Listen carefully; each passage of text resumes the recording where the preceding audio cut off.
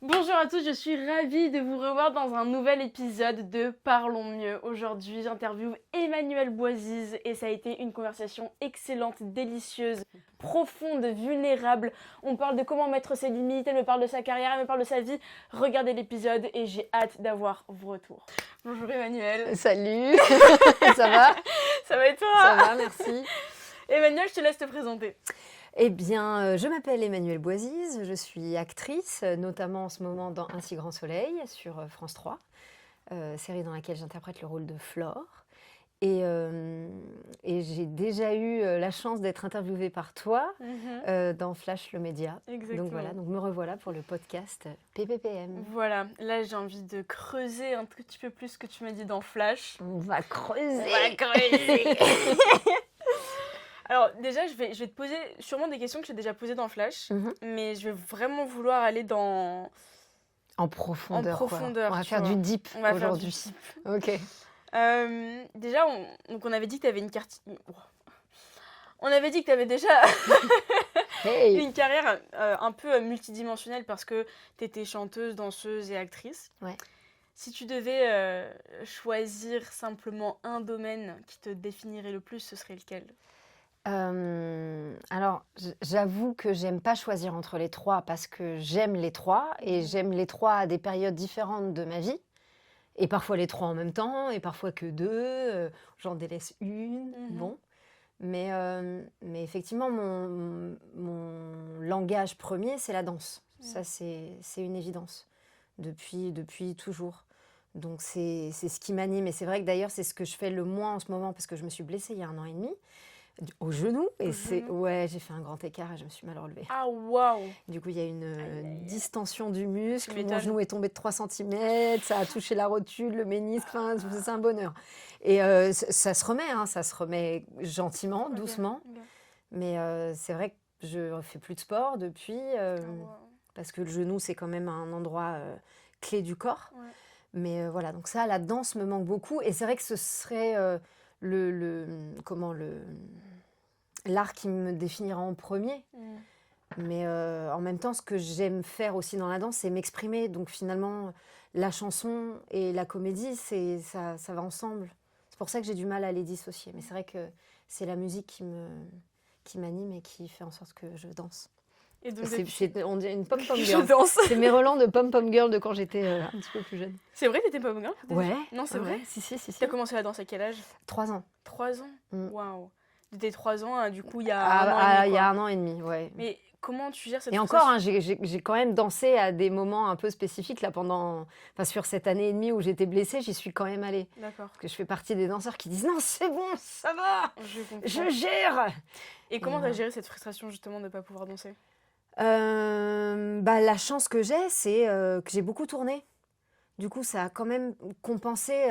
Sinon, tu passes ta vie sur le canapé à binger des choses, ce qui est aussi très bien, hein, parce que c'est de la culture. Je marche beaucoup. Ça, c'est quelque chose que je peux faire. Donc, je marche énormément, ce qui fait que je me maintiens quand même et que je ne suis pas devenue loukoum.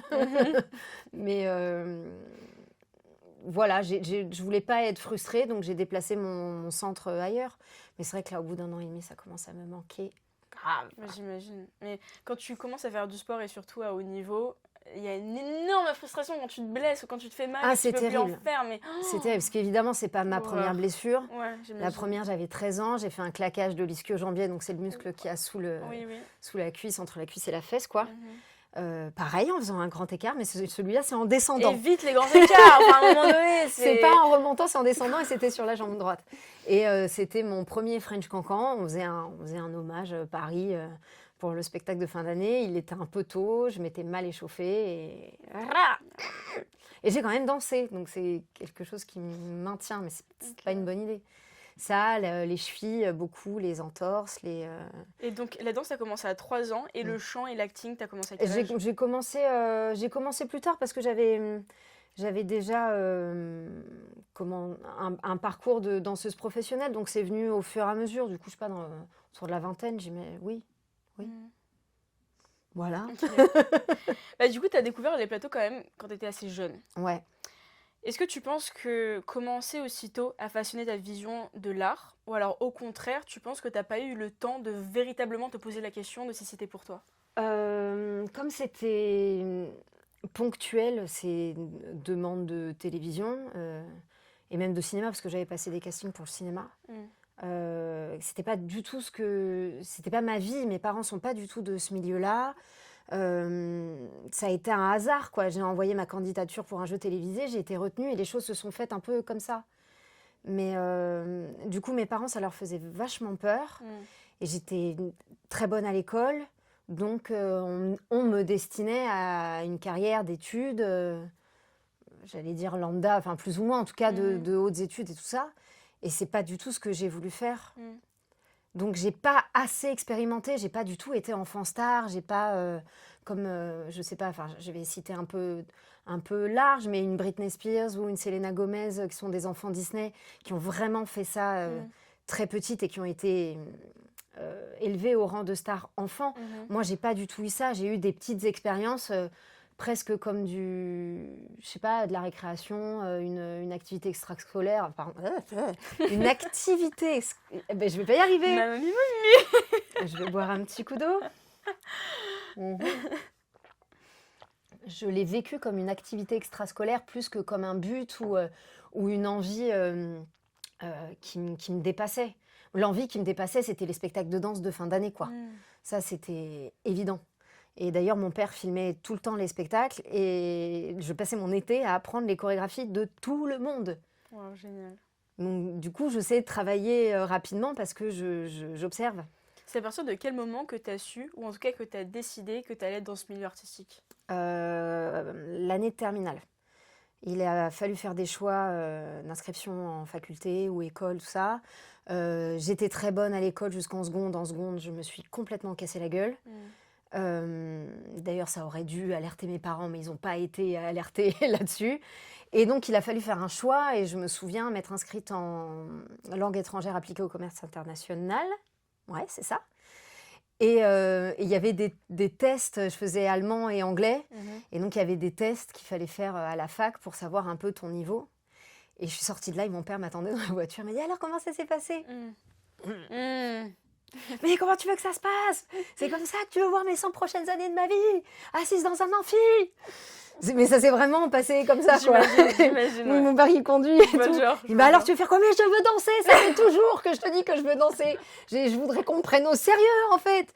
Et c'est là qu'il me dit, oui, mais danseuse, tu comprends, c'est compliqué. T'as beau avoir un bon niveau dans ton école, qui était une école de municipale, quoi. Peut-être que t'as pas le niveau qu'il faut. Bah, je sais pas, j'ai qu'à passer les auditions. Et du coup, j'ai passé les auditions, j'ai été prise pour rentrer donc en école professionnelle. Et là, mon père m'a dit, bah, faut que tu aies ton bac parce que c'est une école privée, donc coûteuse. Et je ne te paye pas l'école de danse si tu n'as pas ton bac. Et donc là, on est au mois de mai. Et j'ai rien foutu depuis 3 ans. J'ai honte, mon Dieu. Et j'ai eu mon bac. Wow. Et j'ai eu mon bac. Et puis j'ai tout de suite travaillé. J'ai fait beaucoup de babysitting. J'avais passé mon BAFA. Donc pendant les vacances, j'étais animatrice de colo et tout. Et ce qui me permettait aussi parce que je voulais pas que mon père paye tout, donc voilà, c'était important pour moi déjà d'avoir mon indépendance financièrement. Et comment voilà. Tes parents, donc, ils ont pris cette décision à toi? Parce que s'ils voulaient que tu sois dans de grandes études et que tu leur dis non, justement, je vais être dans un milieu artistique, comment est-ce qu'ils l'ont pris? Est-ce qu'il y a une conversation? Est-ce qu'ils l'ont mal pris? Est-ce qu'ils t'ont encouragé? Comment c'était? Alors, il y a eu beaucoup de conversations. Mon père s'était renseigné sur le fait qu'il y avait un diplôme d'État. D'accord. Et donc, ça permettait une sécurité. Je pense qu'il avait aussi très peur de le voir comme une carrière sportive. Et les carrières sportives peuvent s'arrêter du jour au lendemain, justement à cause d'un genou, d'une cheville ou d'une blessure quelconque ou de maladie ou n'importe quoi. Je pense qu'il avait très peur de ça. Et le fait qu'il y ait un diplôme au bout de cette école, ça le rassurait. Bien sûr. Et il a eu raison, parce qu'en plus, c'était hyper intéressant à étudier l'anatomie, l'histoire de l'art, la musique et tout. C'était formidable. Donc voilà. Et puis, il y a eu des moments, ils m'ont encouragée, d'autres où c'était plus compliqué. Mais c'est vrai qu'au fur et à mesure des contrats que j'avais, des spectacles que je faisais, ils étaient tout le temps là et relativement fiers, contents en tout cas de voir que je ne m'étais pas trompée et puis surtout que je mettais toute mon énergie là-dedans. C'est sûr. Et que ce n'était pas donc un caprice, moi je veux faire ça dure 6 mois et puis je vais passer à autre chose. C'était vraiment, j'ai mis toute mon énergie là-dedans. Génial. Et je me demandais, quand tu es donc dans ton actrice era, Ouais. tu joues plusieurs personnages. Est-ce que des fois tu te perds dans ces personnages, ou est-ce que justement le fait de jouer des personnages, ça te permet d'avoir une meilleure compréhension de toi-même? C'est intéressant ça comme question. Je pense que ça dépend du personnage. Je me nourris toujours de ce que j'ai à jouer pour ma vie perso, parce D'accord. que on apprend toujours en fait. On apprend des autres et les personnages sont les autres. On apprend de soi aussi à se mettre dans des positions un peu délicates, plus ou moins en danger. Enfin, ce que j'appelle en danger, tout est relatif, mais en tout cas, pousser les limites. Donc je trouve que ça peut faire les vases communicants. C'est la première fois que j'ai un rôle aussi long dans le temps avec Flore. Et on peut être très proche dans le raisonnement, dans la manière de vivre. Parce que, bon, elle a un enfant qu'elle a eu très jeune, elle est mère célibataire, c'est pas moi du tout. Mais dans les dialogues qu'on me donne à travailler, dans les relations que j'ai avec les autres personnages, je nous trouve assez similaires. Donc forcément, il y a un moment où ça bascule. Et c'est vrai que je me protège beaucoup de ça.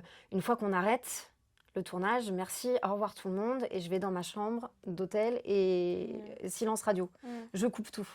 Parce que sinon, je sais que la difficulté peut être très grande, surtout quand on a des grosses périodes de travail intenses sur 4 ou 5 jours par semaine. Oui, parce que tu sais, il y a des acteurs qui ont une méthode de j'incarne le personnage même dans ma vraie vie, tu vois, dans ma vie privée. Et on sait, il y a plusieurs grands acteurs qui ont pété un câble parce que vraiment, il y a des personnages qui étaient très prenants. Mais toi, par contre, tu sépares les deux, c'est-à-dire vie privée, vie pro. Quand je suis vie pro, je suis Flore, mais vie privée, je suis Emmanuelle. Et je laisse rien transparaître, ni l'un dégrader dans l'autre. Non, voilà, c'est ça. En revanche, effectivement, que ce soit d'ailleurs sur Flore ou d'autres personnages, ça te suit malgré toi. C'est-à-dire que même si tu cloisonnes, même si tu te protèges, même que tu vas boire des coups avec tes potes qui ne sont pas du milieu, où tu as complètement d'autres conversations, il y a une sorte de vase communicant qui se fait, en tout cas le temps de l'arche, du tournage, de l'histoire que tu racontes. Et je sais que je ne suis pas la seule. Après, effectivement, non, je ne joue pas le personnage dans ma vie, méthode acteur studio 20e siècle, où vraiment on est imprégné. Non. De toute façon, il y a énormément de documentaires sur des comédiens qui ont travaillé comme ça, et on voit la dangerosité de l'exercice. Donc, mais je comprends qu'à un moment, ce soit presque évident que ça bascule, parce que si tu n'es pas conditionné, et que tu n'as pas mis tes limites, que tu n'es pas les pieds sur terre, et que vraiment tu es parti loin, je peux le comprendre. Ça n'est pas arrivé, et il ne faut pas du tout que ça m'arrive, mais je peux l'envisager. Comment tu fais pour te ressourcer de tes émotions, de tout ce qui a pu te tracasser ou prendre énormément de ton énergie? J'écoute beaucoup de musique. C'est vraiment ma thérapie première, ça. La musique quoi, pop, classique, jazz? J'ai des goûts très éclectiques, donc ça va de Mylène Farmer à Mozart, en passant par Dadju. Enfin, tu vois, il y en a. Très bien. Il y a beaucoup de... la musique est tellement riche, mais c'est comme la culture en général. Donc, et je pense que ça correspond aussi à des envies, à des moments de ma vie perso. D'ailleurs, parfois, j'aime bien retrouver des morceaux que j'écoutais telle année ou telle... Et tout de suite, le moment de ma vie revient comme si c'était la veille. Ouais, c'est exactement ça. Et ça c'est génial. Et ce qui est encore mieux, c'est de se rendre compte du chemin que tu as parcouru entre le moment où tu étais soit au fond du seau, soit dans une euphorie totale. Et tout ce que tu as traversé jusqu'à aujourd'hui, de te dire, ah ouais, c'est un autre temps, c'est presque une autre vie. Mais c'est comme si tu relisais un journal intime mais c'est exactement il y a 3 ans. C'est exactement ça. Et un peu la Madeleine de Proust de waouh, tout ce coup là, je suis dans le moment où j'écoutais cette musique. Je vois totalement ce que mais tu c'est veux trop dire, bien. Donc voilà, la musique, ça m'aide énormément. Et puis, je vais beaucoup au cinéma, je marche. J'adore marcher. Sans GPS, sans rien. Je me perds. Une petite course d'orientation à moi-même, quoi. Entre moi et moi. Génial, j'adore. Dans l'interview, dans Flash qu'on avait faite, tu m'avais dit qu'à un moment donné, tu étais allée à Londres. Ouais. Pour rejoindre ton amoureux. Ouais. si je suis revenue, c'est que ça s'est pas bien passé. Mauvais ending. Very bad ending, yeah. Mais je ne vais pas te poser des questions sur tes relations, ne t'en fais Oh, pas. mais tu pourrais, hein, ça pourrait forcément servir à quelqu'un. Mais voilà. Ça s'est mal terminé. Ça s'est pas bien terminé, non. Mais Non, est-ce que ça s'est pas bien c'était terminé. terminé en bon terme ou ça s'est terminé genre, vraiment en engueulade en mode vas-y, je me casse en France parce que tu m'as saoulé? On s'est engueulé. Ça a été l'engueulade de trop. Donc, je suis rentrée en France. Il y a eu déjà, ça a duré quelques années, hein, donc il y a quand même eu beaucoup d'allers-retours. Moi, je continuais de travailler ici déjà. D'accord. J'avais ma vie ici en parallèle, Ok. mais effectivement, je vivais avec lui quand j'étais là-bas. Mais comment dire ça joliment? Je crois que je me suis réveillée et que j'ai repris possession de ma vie, de ma personne, et j'avais laissé trop de place à la relation. Et la relation n'avançait que par mes efforts à moi. Et il parlait très bien, et il agissait très peu. Et c'était pas le premier de ma vie à réagir comme ça. Et je crois que ça a été le moment où je me suis dit, en fait, ça, c'est plus possible. Parce que sinon, tu vas reproduire encore un schéma. Et il faut que tu ailles chercher au fond de toi, ce qui fait que tu vas régulièrement vers des personnes comme ça. Mais effectivement, moi, je l'ai rencontré, ça a été un coup de foudre. C'était une histoire en plus qui était complexe. J'ai mis toute l'énergie, autant que j'ai mis dans mon école de danse ou dans mon travail d'actrice, j'ai tout mis dedans. Et effectivement, je me suis oubliée. Donc voilà, donc ça s'est pas bien terminé. Il a essayé de revenir et je suis restée dans ma position. Parce qu'il n'y avait pas vraiment de dialogue possible. Enfin, c'était très vite, si, je comprends. Et puis ça durait 15 jours. Bien sûr. Et chasser le naturel, il revient au galop. Et donc au bout d'un moment, j'ai préféré couper les ponts. Donc dans ce que tu m'as dit, j'ai l'impression qu'il y avait un pattern qui se faisait tout le temps.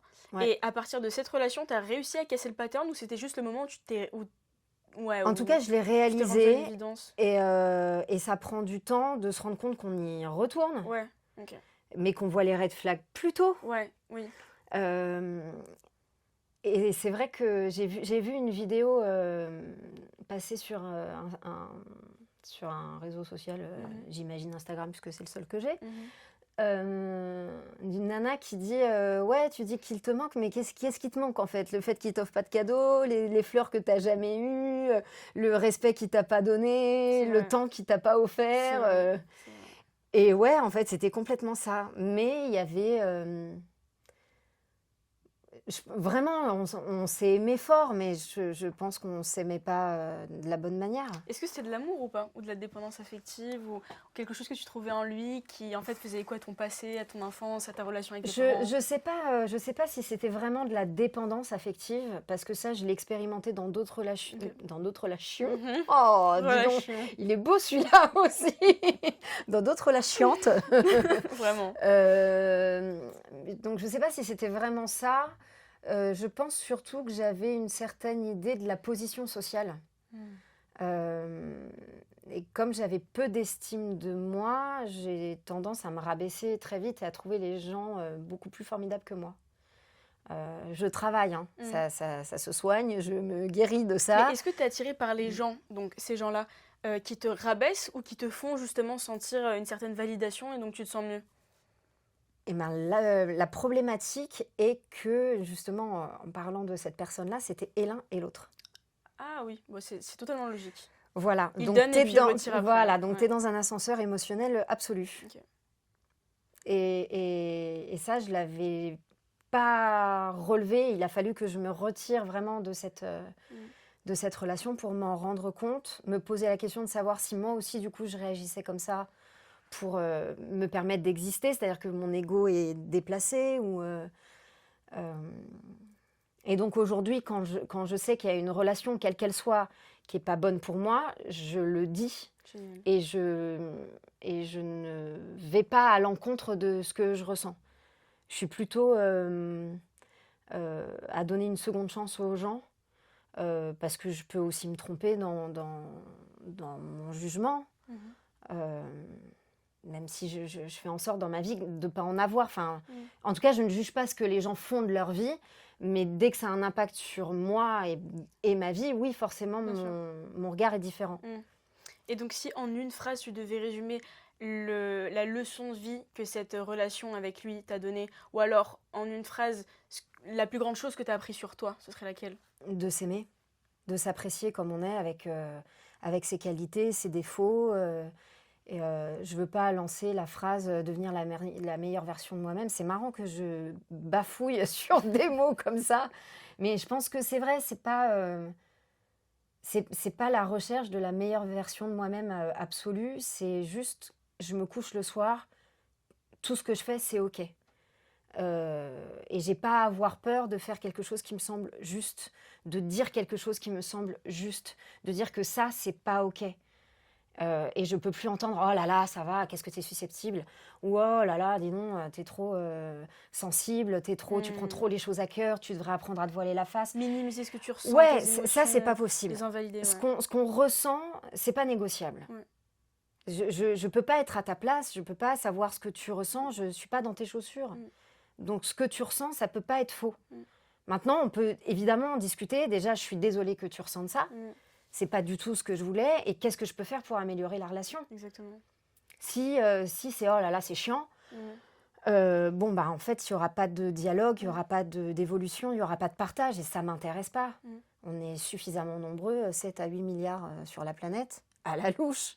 Je ne vais pas perdre mon temps. Exactement. C'est dommage parce que en fait, si tu étais dans ma vie, c'est que je t'aimais bien et que je trouvais quelque chose d'intéressant chez toi. Mais si moi, je te donne tout ce que j'ai, je vais me vider et tu vas pas me remplir. On dit souvent qu'on donne pour pas recevoir. Je l'entends, mais si tu donnes tout le temps, et ça peut être aussi un red flag d'être trop dans la générosité, et que tu ne te remplis pas, du coup, j'ai appris à me remplir moi-même déjà et à moins donner aux gens qui finalement ne prennent pas la mesure de ma générosité. Est-ce que tu es familière avec les théories de l'attachement ? Raconte-moi la théorie de l'attachement. Alors, la théorie de l'attachement, mesdames et messieurs, c'est qu'en fait, tu as plusieurs types d'attachement amoureux. Notamment, tu as anxieux, évitant et anxieux, évitant. Et bon, après, tu as plusieurs dérivés. Mais en tout, on a 4. Et j'ai l'impression que dans ce que tu me décris, tu avais un style d'attachement anxieux et ton partenaire, il avait un style d'attachement évitant. Ouais. Et en fait, ça, c'est la majorité de la population. C'est-à-dire que forcément, la personne anxieuse, elle va vouloir la personne évitante parce qu'elle va vouloir partir, la personne évitante aussi. Bref, c'est vraiment le parfait couple toxique. Voilà, c'est ça. Et donc, c'est exactement ce que tu as décrit. C'est-à-dire que je lui donnais, lui, il m'en donnait pas, il prenait pas, etc. Donc, toi, tu le pourchassais et lui, il fuyait en fait en même temps. Quand tu me dis, c'est forcément que j'ai trouvé quelque chose d'intéressant en lui. Est-ce que tu penses que c'est vraiment lui en tant que tel que tu as trouvé quelque chose d'intéressant ? Ah oui. Ou alors ce que lui, il projetait de quelque chose que tu connaissais déjà ? Alors, j'ai connu plusieurs cas de figure, c'est-à-dire tout d'un coup projeter quelque chose sur quelqu'un que je connais finalement très peu et être déçue derrière parce que justement j'ai fantasmé, j'ai créé une sorte d'idéal de la personne. Et l'inverse, c'est-à-dire être vraiment... la personne que j'ai quittée en Angleterre avait énormément de qualités. Donc c'est pour ça que y a des relations narcissiques qui deviennent toxiques, qui sont compliquées à gérer. Et effectivement, comme tu le dis, il y a des personnalités qui se nourrissent là-dedans. Exactement. Là, c'était pas le cas. C'est-à-dire que j'ai vraiment quitté des histoires beaucoup plus tôt.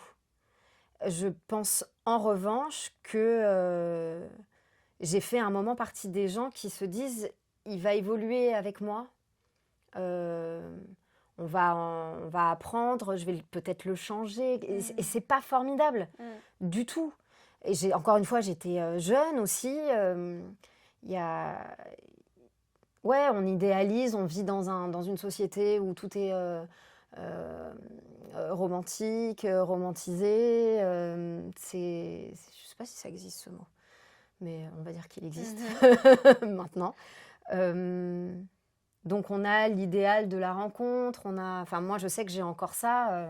Oui, donc quelle est ta vision de l'amour aujourd'hui? Et aujourd'hui, j'aime les personnes pour qui elles sont, pour ce qu'elles ont à apporter, pour ce qu'elles ont à offrir, pour ce qu'elles ont à faire grandir le monde. Et j'ai pas du tout l'intention de changer qui que ce soit. Et puis surtout, je n'ai plus besoin d'être validée, besoin d'avoir une personne qui me dit le matin je t'aime, t'es formidable, ou au contraire je t'aime, mais bon ça c'est pas super, hein. Et puis en fait tu descends parce que il y a plus de tout ce que tu fais c'est pas formidable que de je t'aime. J'ai plus besoin de ça. Donc moi j'ai envie de rencontrer des gens, j'ai envie de partager, j'ai envie d'aimer et d'être aimée pour qui je suis et pour qui la personne est. Mais je n'ai plus besoin. Et ça fait quelques années déjà. Mais ça m'a pris du temps. Mais j'imagine que c'est le parcours de tout le monde de se déconstruire.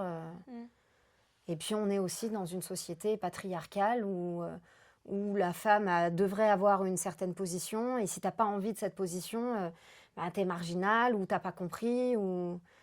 Et donc souvent on m'a remise à ma place. Et je me disais, bah ouais, ils ont raison, c'est vrai, je ne m'adapte pas, il faut que je fasse attention, il faut que je prenne sur moi, je ne vais pas m'énerver, je vais être sage. Mais donc c'était plus par rapport à tes émotions et à tes réactions qu'on te recadrait? Ouais, souvent c'était ça. Parce que j'ai ce côté un peu spontané, impulsif, que j'ai réussi à canaliser. Donc même maintenant, quand je vais avoir quelque chose de fulgurant qui vient dans mon ventre, je me dis alors attends, prends pas de décision tout de suite, pose-toi 5 minutes, qu'est-ce que c'est?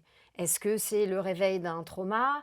Est-ce que c'est quelque chose qui est dans l'instant? Est-ce qu'on t'a manqué de respect? Est-ce que c'est un mot que t'as mal compris? Tu vois, donc je me remets beaucoup en question.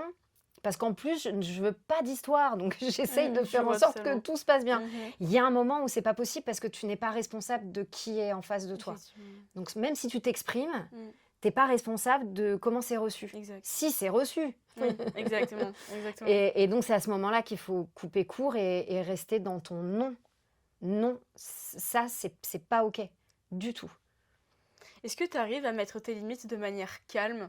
Parce que je sais que j'ai aussi une certaine impulsivité comme la tienne, dans le sens où des fois, quand il y a la goutte de trop ou vraiment quelque chose où je peux pas le supporter sur le moment, des fois, j'arrive pas à mettre la forme. Et des fois, je peux paraître très autoritaire ou alors très en mode impatiente et ça va être comme ça et tu dis plus jamais ça. Tu vois. Je connais. Est-ce que Alors, on s'en sort. La bonne nouvelle, c'est qu'on s'en sort avec un peu de temps et un peu de pratique. Ok. Tu vois cette vidéo de cette nana qui dit « No, but it's not fair !» Ouais. No, I'm fine. I'm an adult. Tu la vois, cette vidéo? Ouais, bien sûr. Voilà. Bah, c'est ça. Okay. Et en fait, jusqu'au moment où tu ne le dis plus à voix haute et tu ne vas plus jusqu'à « Mais !» Tu fais En fait, je pense que c'est vraiment une histoire de choix. C'est est-ce que j'ai envie que ma vie, mon chemin de vie soit « Non, il y en a marre !» ou ça, c'est pas OK, en fait. Et je vais le dire, hein, parce que si je dis rien, personne va s'en rendre compte. Exact. Peut-être je vais le dire 15 fois, peut-être je vais insister, peut-être je vais prendre un chemin qui ne va pas vous plaire, mais je le fais pour moi. Et vraiment, parfois, c'est pas facile, c'est même cornélien. Mais bon. Comment tu donnes cette auto-validation aujourd'hui? Est-ce que tu as des pratiques, est-ce que tu as des mantras, des phrases qui te font du bien pour t'auto-valider, t'auto-suffire et pas dépendre des autres? Non. J'ai pas de méthode absolue. Je suis une femme formidable. Non, pas du tout. Ok. Non. Je me pose vraiment la question simple. Est-ce que c'est juste ce que je fais? Est-ce que je fais ça pour le bien ou est-ce que je fais ça pour le mal? Et la majeure partie du temps, c'est pour le bien. Donc, c'est ça qui me valide. C'est de me dire, est-ce que tu es en train de faire chier ou est-ce que tu es en train de te protéger? Et encore une fois, je sais aussi que je suis très résistante à la douleur, pour en revenir à ça, donc je peux encaisser. Et maintenant, je n'attends plus la dernière minute, comme l'éponge qui boit, et d'un coup tu presses dessus et ça explose de partout. Et Et donc, ça fait des dégâts. Je me retire avant la catastrophe. Parce qu'il y a eu beaucoup de dégâts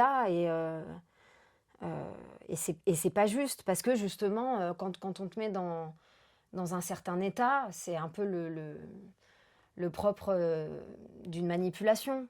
C'est quand on sait que tu es sensible, que tu prends les choses à cœur, que quand tu es généreuse, tu l'es beaucoup, quand tu es solaire, tu l'es beaucoup, que quand tu es sombre, tu l'es beaucoup, que tout est très, très intense. C'est le terrain parfait pour la manipulation, ça. Justement, de gens en plus qui n'ont pas, eux non plus, confiance en eux et qui donc préfèrent rabaisser pour exister, plutôt que de se dire, je vais me nourrir de la positivité de cette personne et puis on va grandir ensemble. Et donc maintenant, je dis non. C'est pas forcément évident. Parce que les gens ne sont pas prêts à l'entendre, mais parce qu'ils n'ont pas fait le travail. En fait, tu te rends compte, dans ce genre de situation, de ceux qui ont fait le travail, qui le font. Et d'ailleurs, c'est un travail d'une vie, mais qui sont déjà posés les bonnes questions, et ceux qui ne l'ont pas fait. Et souvent, ceux qui ne l'ont pas fait, ils sont encore dans la cour de récré à faire « Oui, mais non, mais parce qu'en fait... » Et la phrase qui commence par « Oui, mais... » Voilà. Et donc là, tu te dis, soit effectivement, je ne suis pas la directrice d'école, donc je me retire et débrouillez-vous les enfants. C'est pas mon problème. Soit tu dis, attends, il y a peut-être quelque chose de plus grand à jouer. Et puis surtout, j'aimerais qu'on m'écoute pour une fois. Donc voilà. Est-ce que tu penses qu'il y a beaucoup de personnes qui ont abusé de ta vulnérabilité ? Oui. Oui. Et pas que dans les relations amoureuses. Là, j'imagine.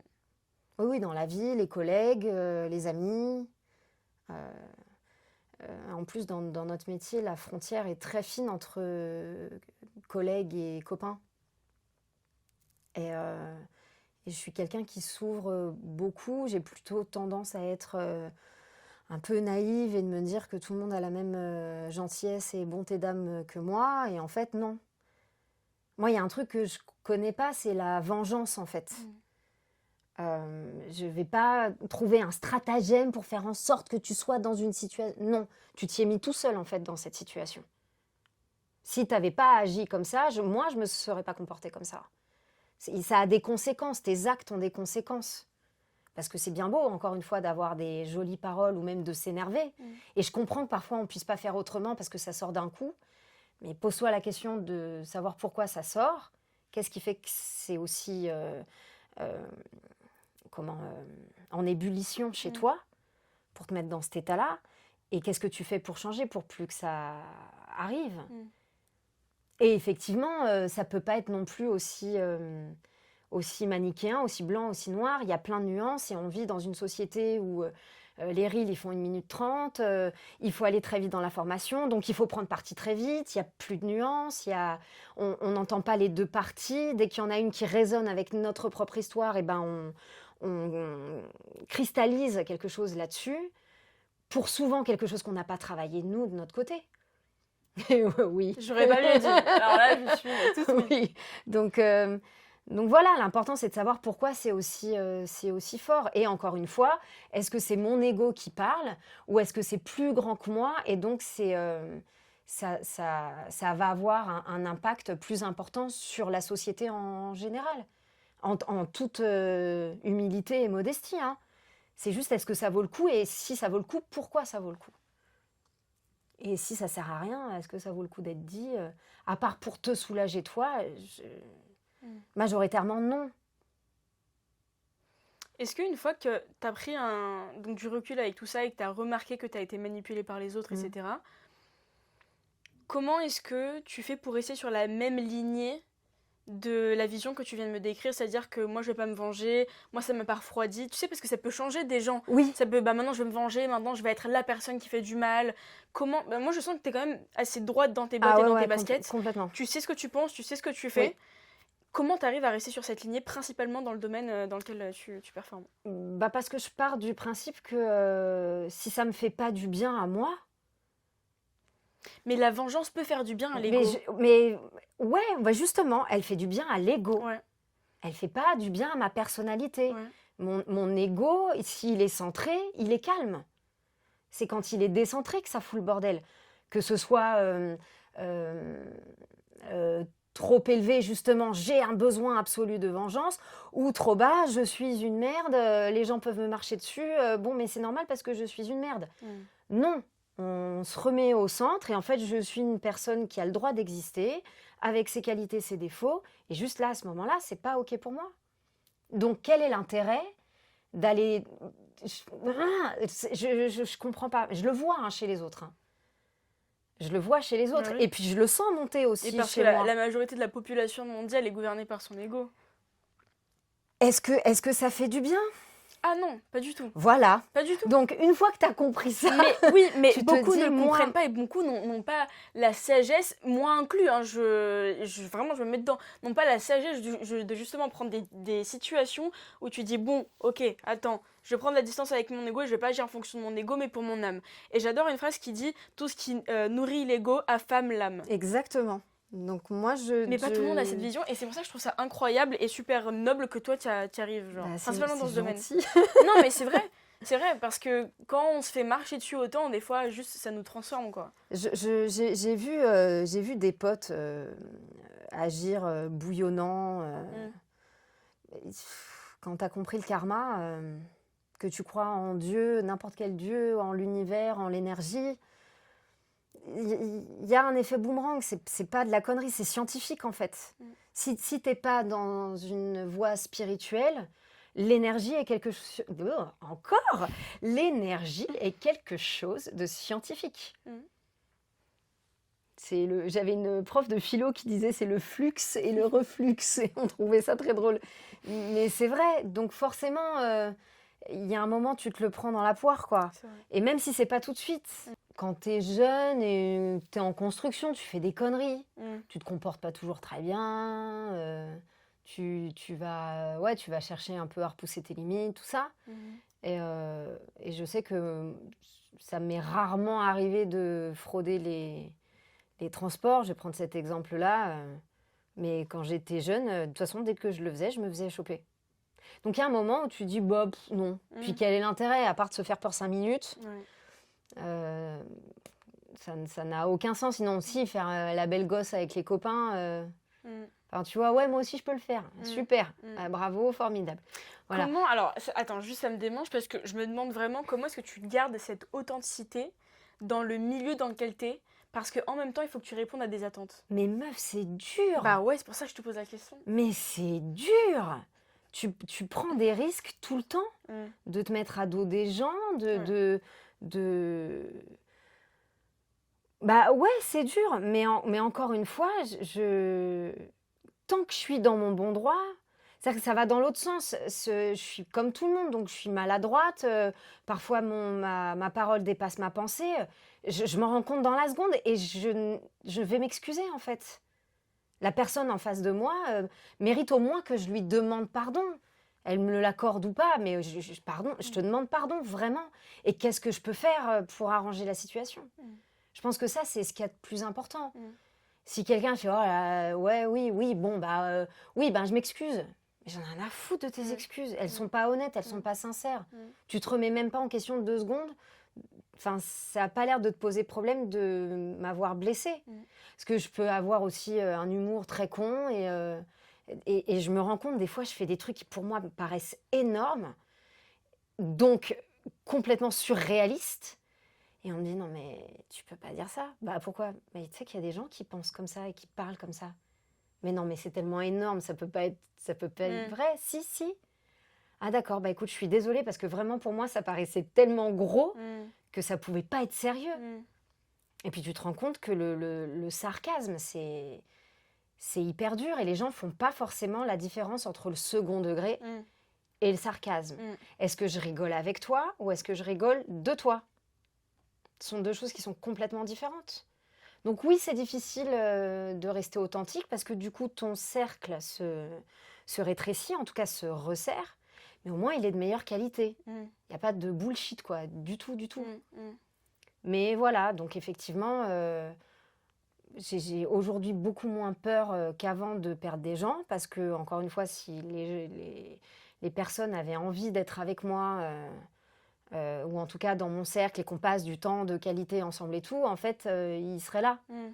C'est-à-dire qu'ils auraient pris conscience que la situation n'était pas OK, ils m'auraient demandé pardon. En plus, mais moi, vraiment, je pardonne dans la seconde.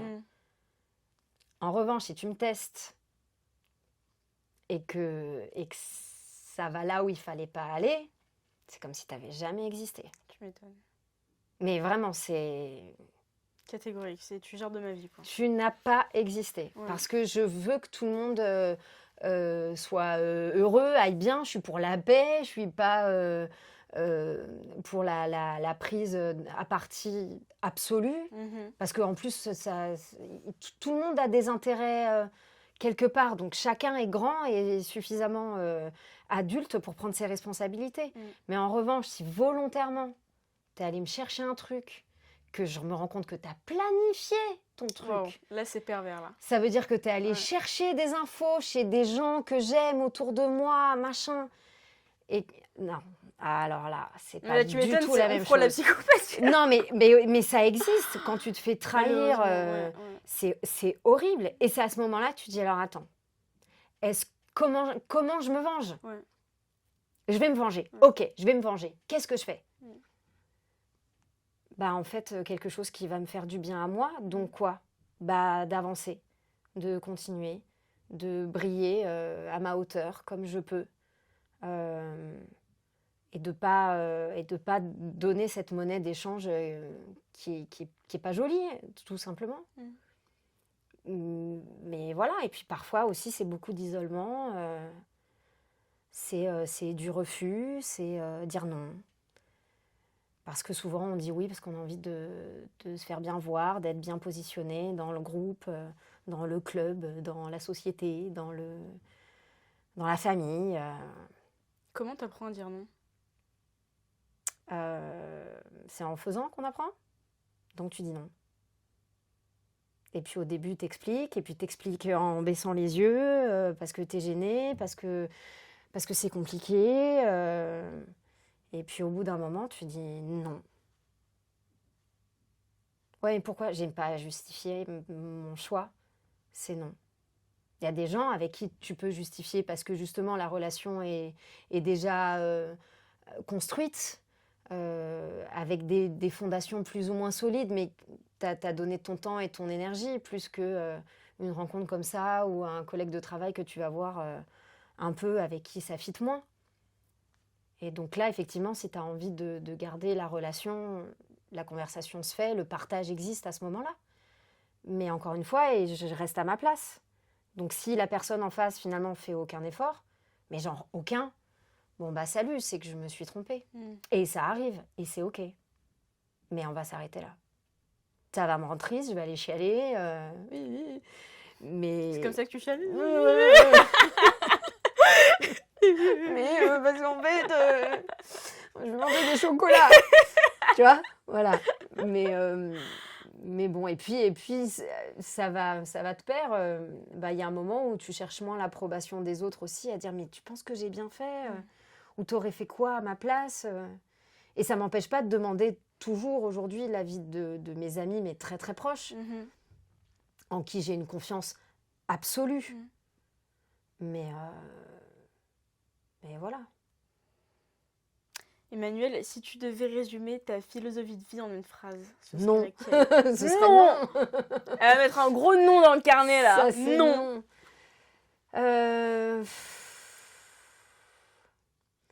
Je sais pas si je peux résumer parce que ça change. Aujourd'hui. Aujourd'hui, c'est... Qu'est-ce que c'est, tiens, aujourd'hui ? Tu t'es positionné, c'est bien, laisse faire maintenant. Et on verra. Aujourd'hui, c'est ça. J'adore. Merci beaucoup. Mais de rien. Parlons plus et parlons mieux. PPPM. PPPM. Parlons plus et parlons mieux.